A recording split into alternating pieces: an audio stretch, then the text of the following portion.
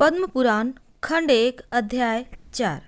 भीष्म जी ने कहा, ब्राह्मण, आपने अवाकोत्र नामक सर्ग का जो मानव सर्ग के नाम से प्रसिद्ध है, संक्षेप से वर्णन कीजिए।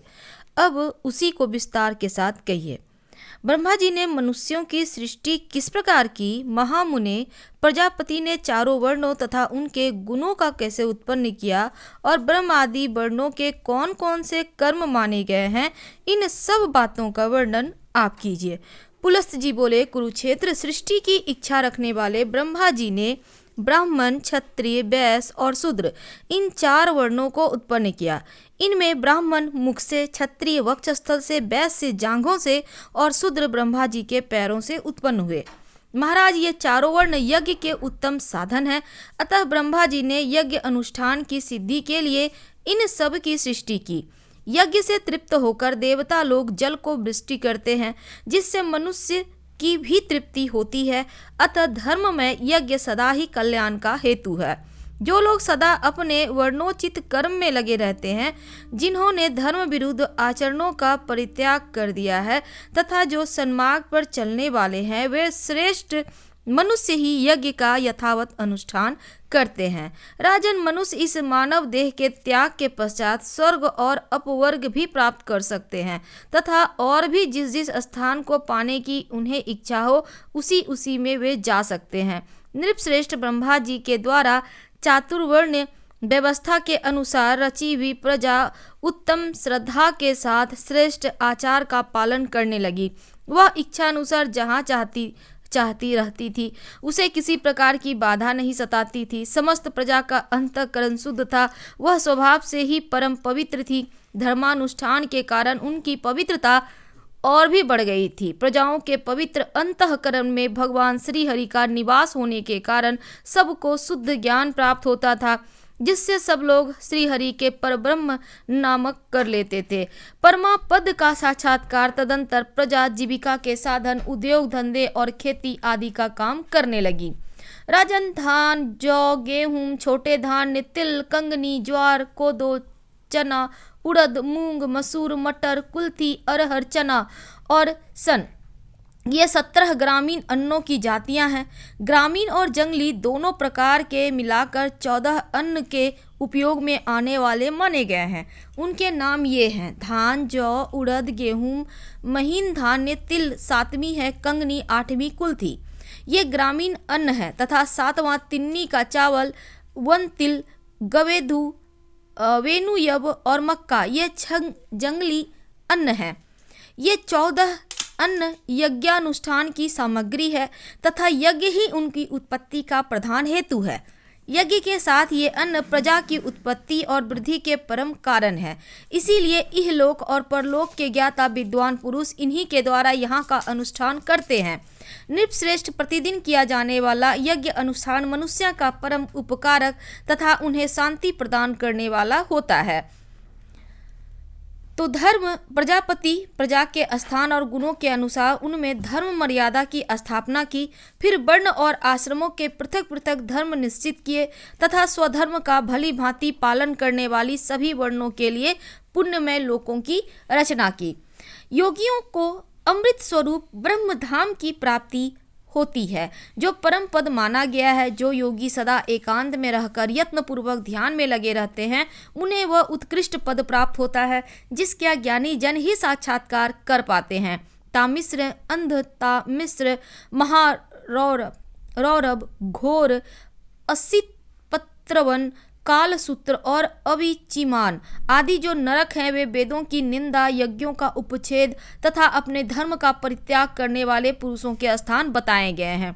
ब्रह्मा जी ने पहले मन के संकल्प से ही बराबर प्राणियों की सृष्टि की, किंतु जब इस प्रकार उनकी सारी प्रजा अधिक न बढ़ सकी, तब उन्होंने अपने ही सदृश अन्य मानस पुत्रों को उत्पन्न किया। उनका नाम है भृगु, पुलह, क्रतु, अंगिरा, मारीच, दक्ष, अत्रि, वशिष्ठ। पुराण में यो 9 ब्रह्मा निश्चित किए गए हैं। इन भृगु आदि के पहले जिन सननंदन आदि पुत्रों को ब्रह्मा जी ने जन्म दिया था, उनके मन में पुत्र उत्पन्न करने की इच्छा नहीं हुई।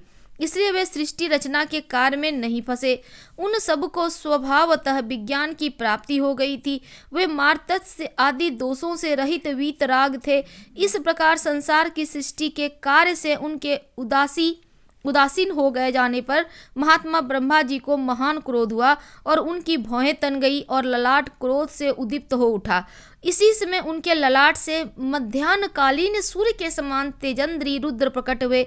उनका आधा शरीर स्त्री का था, आधा शरीर पुरुष का था।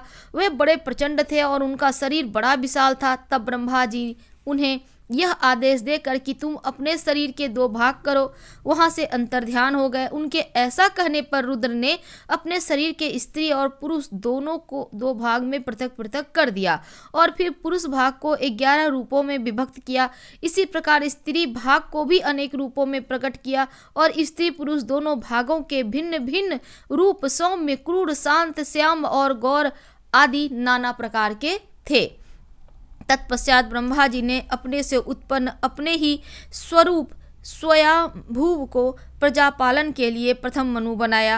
स्वयंभू मनु ने शतरूपा नाम की स्त्री को, जो तपस्या के कारण पाप रहित थी, अपनी पत्नी के रूप में स्वीकार किया। देवी शतरूपा ने स्वयंभू मनु से 2 पुत्र 2 कन्याओं को जन्म दिया। पुत्रों के नाम थे प्रियव्रत और उत्तानपाद तथा कन्याएं प्रसूति और आकुति के नाम से प्रसिद्ध हुई। मनु ने प्रसूति का विवाह दक्ष के साथ तथा आकुति का विवाह रुचि प्रजापति के साथ कर दिया।